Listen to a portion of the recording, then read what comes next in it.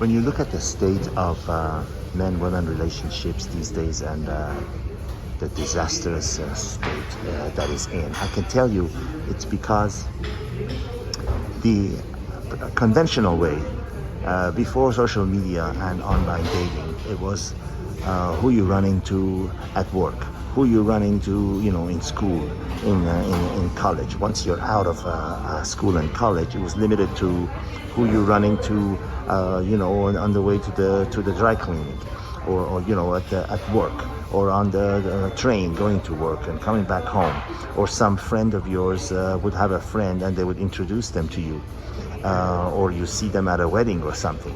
Okay, so that would total maybe 7 or 8 people in a matter of 6 months, a year. Now there is unlimited availability, and I call this availability, but the true word that belongs here, the true phrase is false sense of abundance, because now you have access at the palm of your hand to unlimited number of supposed candidates, and they all look great on paper. Like a margin investment that you have that one day is up and it looks great, and then the next day it goes down, and not only all your imaginary profits were gone, you actually end up owing money to the investment trading company. It's the same thing now with these women and men also.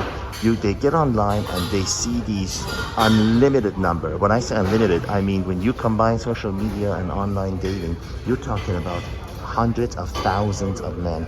They all seem great. They all lie about, their income. They lie about their children's status. They lie about their height. They lie about their age.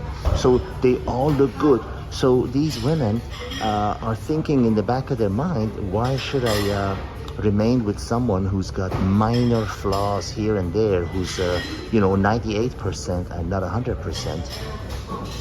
And when I have these unlimited millions of other great candidates, great angels, on there riding on a white horse, why should I put up with this guy?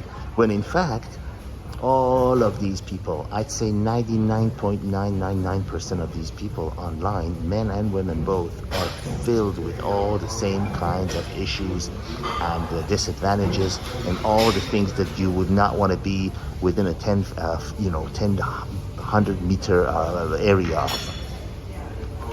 So my conclusion, honestly, is the thing that has more than anything else contributed to this horrific state of relationships these days, and these grandiose expectations and these even more grandiose disappointments, is social media and online dating. You might say, if this is a double-edged sword, this is the wrong side of it. This is the bad side of it. This is the dark side of the moon. This false sense of abundance that has been created to women, of these, great men riding on a white horse, being in perfect situation, and they're saying, why should I have any loyalty? Why should I stick around with this guy when I can have thousands more, available that are much better than him, younger, richer, don't have kids, don't have any expectations of me, will accept me as I am, you know what I mean? All these false beliefs that they have, which will end up in major disappointment. And this is why, and this is evidenced by a countless number of women that are there lonely, complaining, where have all the good men gone? Where have all the good men gone? We have a situation now, listen carefully now, we have a situation now where there are women out there from 25 to 60 who expect you as a man to go out with them, where in a million years they would not allow their own son to go out with a woman that they are now. In other words, if they had a son that they had raised, and now he's made a life for himself, he's got his own house, he's got a secure job, he's in good shape, he doesn't have any drug or alcohol problems, and then he brings home a 40-year-old woman, divorced with 2 series of kids from 2 marriages and exes in the background, and say, Mom, guess what, I'm gonna marry her. Would you want that? Would you want that woman for your son? Well, this is why all these men with options, and I'm talking about men with options. I'm being fair here. I'm not talking about men that are sitting home playing video games that are broke. No, I'm talking about men that are responsible. And if you're a man listening to this, you should be.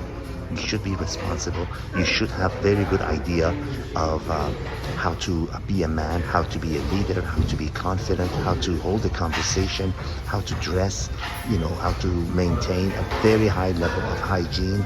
All those things that are necessary for a man to be desirable. And that's the kind of man that these women want. And I'm sorry, but those, as I've said it before a million times, and others have said it, those men do not want you. They want someone your daughter's age. Why? Because they can. Because they can. I'm sorry, it does not equate. A 40-year-old man does not want a 40-year-old woman, In those extreme cases, they might happen, but that is not the norm. Usually they want someone 10 to 15 years, 10 to 12 years younger than them. That is the way it is. Because they can, because that is the way of the world. You cannot think that because you have a job now and that you're being given economic opportunities and you've come into money as a result of a divorce or as a result of a company being forced to give jobs to women and because they don't want to get sued for the sexual discrimination and all that, you cannot equate that to your attractiveness and desirability to a man. It is not. It is not. As I've explained many times before. You know it, but you tend to look the other way. You're thinking, oh, well, he might go for me. I don't know why he might go for me, but he might go for me. I hope I've been able to shed some light on this situation. Not that there is any kind of a solution. It will continue. It will only get worse. The social media and online dating is not going to go away, but the awareness, the only hope, the only light at the end of the tunnel is the awareness that, hey, just because there are millions of men and women online, it does not mean that they are in actual person as attractive as they appear online and on paper. Be smart. Be smart. Look beyond the 1 meter and look 100 meters ahead. All the best.